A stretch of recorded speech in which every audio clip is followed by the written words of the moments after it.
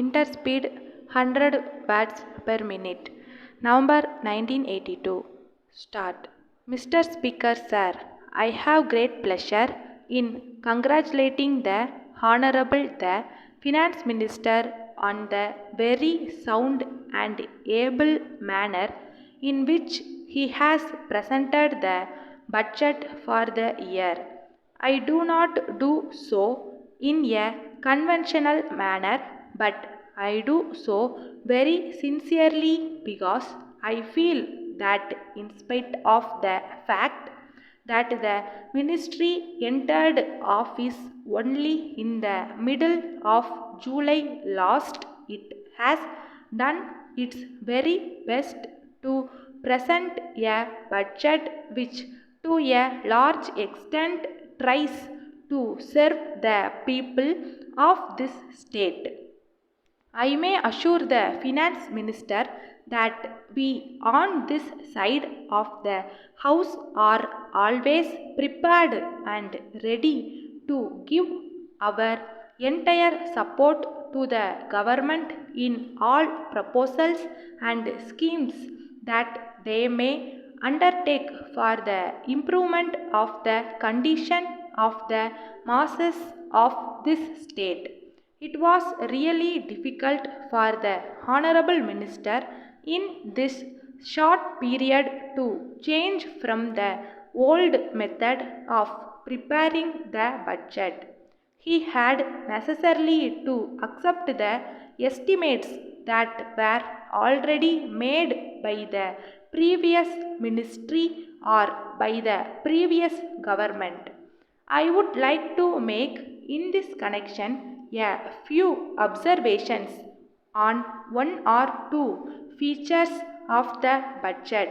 In doing so, let me assure the Honorable the Finance Minister that I do so not in a spirit of criticism, but I do so in a spirit of placing the other side of the picture before him so that he may adopt such course as he thinks fit for the purpose of remedying the defects wherever possible.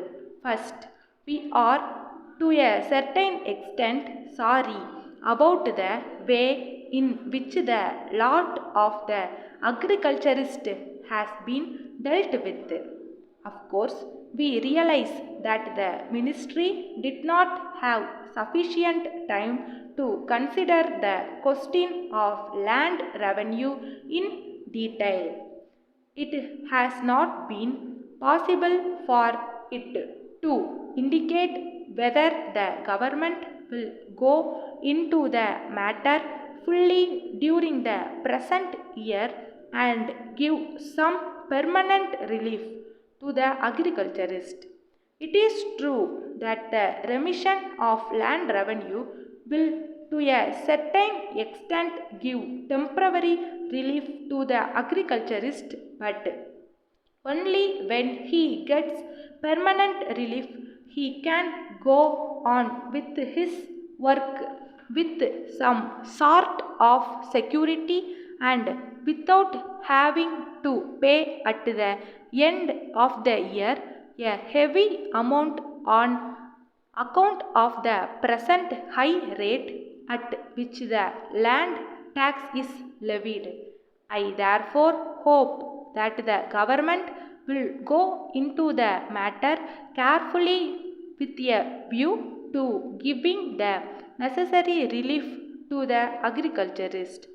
I am rather very surprised also to see that the Honorable the Minister for Finance feels that prices have gone up and that the condition of the agriculturist has improved at the present time. I do not know whether the Honorable Minister will make further enquiries into the matter and satisfy himself whether such reports are correct. As the time before the minister was short, he has not been able to give sufficient attention to the improvement of their condition.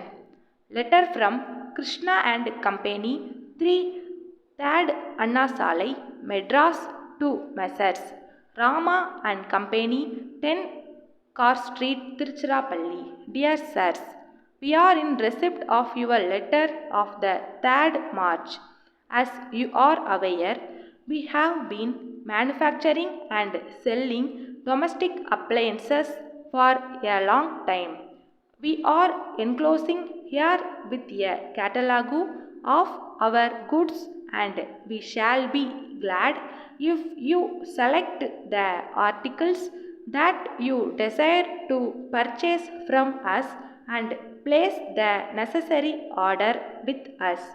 We assure you that on receipt of your order, we shall take necessary steps to supply them to you at an early date. Normally, the goods will be supplied to you within 2 weeks from the date of receipt of order. As a special case, we shall try to supply you the goods required within a week from the date of receipt of order. One of the terms and conditions of sale is that if any of the goods are found damaged or are not working properly, we shall be pleased to supply fresh ones in their place. But it should be brought to our notice within a week from the date of receipt of goods by you. Yours faithfully.